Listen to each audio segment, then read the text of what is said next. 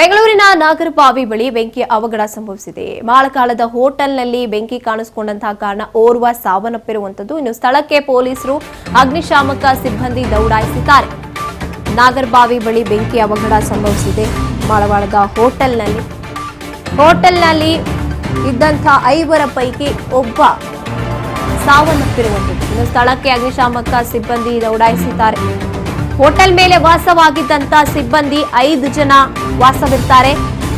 ಬೆಂಕಿ ಅವಘಡ ಜೋರಾಗಿ ಮೇಲಿನ ಮಹಡಿಗೆ ಅಂದ್ರೆ ಅವರಿದ್ದಂತ ಮಹಡಿಗೂ ಕೂಡ ತಲುಪಿರುವಂತಹ ಕಾರಣಕ್ಕೆ 5 ಸಿಬ್ಬಂದಿ ವಾಸವಿದ್ದಂತ ಜಾಗಕ್ಕೂ ಕೂಡ ತಗಲಿದಂತ ಕಾರಣಕ್ಕೆ ಅಲ್ಲಿದ್ದಂತ 5ರಲ್ಲಿ 45 ವರ್ಷದ ರಾಜ್ಕುಮಾರ್ ಸಾವನ್ನಪ್ಪಿದ್ರೆ ಇನ್ನು 4 ಜನ ಆಸ್ಪತ್ರೆಯಲ್ಲಿ ಚಿಕಿತ್ಸೆಯನ್ನ ಪಡ್ಕೋತಾ ಇದ್ದಾರೆ. ಬೆಂಕಿ ಅವಘಡದಲ್ಲಿ ರಾಜ್ಕುಮಾರ್ ಸಾವನ್ನಪ್ಪಿರುವಂತದ್ದು. ದುರ್ಗಾಶ್ರೀ ಗ್ರ್ಯಾಂಡ್ ಹೋಟೆಲ್, ಮಾಳಗಾಳದ ಒಂದು ಹೋಟೆಲ್ ನೋಡ್ತಾ ಇದ್ದೀವಿ ಎಷ್ಟರ ಮಟ್ಟಿಗೆ ಸುಟ್ಟು ಭಸ್ಮವಾಗಿದೆ ಅಂತ. ಅಲ್ಲಿದ್ದಂಥ ಚೇರ್ಗಳೆಲ್ಲವೂ ಕೂಡ ಸುಟ್ಟು ಭಸ್ಮವಾಗಿದೆ. ಅಲ್ಲಿದ್ದಂಥ ವಸ್ತುಗಳು ಅಷ್ಟೇನೆ. ಶಾರ್ಟ್ ಸರ್ಕ್ಯೂಟ್ನಿಂದಾಗಿ ಹೀಗಾಗಿರುವಂತ ಶಂಕೆ ವ್ಯಕ್ತವಾಗಿರುವಂಥದ್ದು. ಇನ್ನು ಹೋಟೆಲ್ನ ಮೇಲಗಡೆ ಫ್ಲೋರ್ನಲ್ಲಿ 5 ಜನ ಸಿಬ್ಬಂದಿ ವಾಸವಾಗಿರ್ತಾರೆ. ಕೆಳಗಡೆ ಫ್ಲೋರ್ನಲ್ಲಿ ಕಾಣಿಸ್ಕೊಳ್ಳುತ್ತೆ, ಬೆಂಕಿ ಹೊತ್ಕೊಳ್ಳುತ್ತೆ. ಅದು ಬೆಂಕಿಯ ತೀವ್ರತೆ ಹಾಗೆ ಹೆಚ್ಚಾಗ್ತಾ ಹೋಗಿ ಮೇಲ್ಗಡೆ ಸಿಬ್ಬಂದಿ ವಾಸವಿದ್ದಂತಹ ಕೋಣೆಗೂ ಕೂಡ ಆವರಿಸ್ಕೊಂಡಿದೆ. ಅವ್ರು ಮಲಗಿದ್ರು ಅನ್ಸುತ್ತೆ ಪಾಪ, ಅವರಿಗಿದ್ರ ಅರಿವೇ ಇರಲಿಲ್ಲ.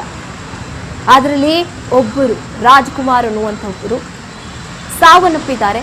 ಇನ್ನಿದ್ದಂಥ 4 ಜನ ಅವರಿಗೆ ಗಂಭೀರ ಗಾಯಗಳಾಗಿದೆ. ಖಾಸಗಿ ಆಸ್ಪತ್ರೆಗೆ ಅವರನ್ನು ದಾಖಲಿಸಿ ಚಿಕಿತ್ಸೆಯನ್ನ ಕೂಡ ನೀಡಲಾಗ್ತಾ ಇದೆ.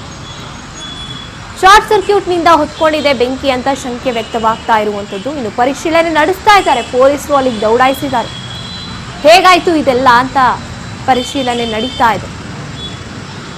ಸಾಕಷ್ಟು ನಷ್ಟ ಒಂದ್ ಕಡೆ ಆದ್ರೆ ಒಂದು ಜೀವಹಾನಿಯಾಗಿದೆ. ತಮ್ಮ ಸಿಬ್ಬಂದಿಯನ್ನ ಕಳ್ಕೊಂಡಿರುವಂಥದ್ದು ಹೋಟೆಲ್ ಮಾಲೀಕರು, ಅದಕ್ಕೆ ಹೊಣೆಯಾಗಬೇಕಾಗುತ್ತೆ. ಇದೆಲ್ಲವೂ ಕೂಡ ತಲೆನೋವು ಹೋಟೆಲ್ ಮಾಲೀಕರಿಗೆ ಬಂದಿರುವಂಥದ್ದು. ಅಲ್ಲಿ ನೋಡ್ತಾ ಇದ್ದೀವಿ ಪ್ಲಾಸ್ಟಿಕ್ ಚೇರ್ಗಳೆಲ್ಲ ಸುಟ್ಟು, ಅಲ್ಲಿದ್ದಂಥ ಕಬ್ಬಿಣದ ಚೇರ್, ಕಬ್ಬಿಣ ಮಾತ್ರ ಹಾಗೆ ಕಾಣಿಸ್ತಾ ಇರುವಂಥದ್ದು.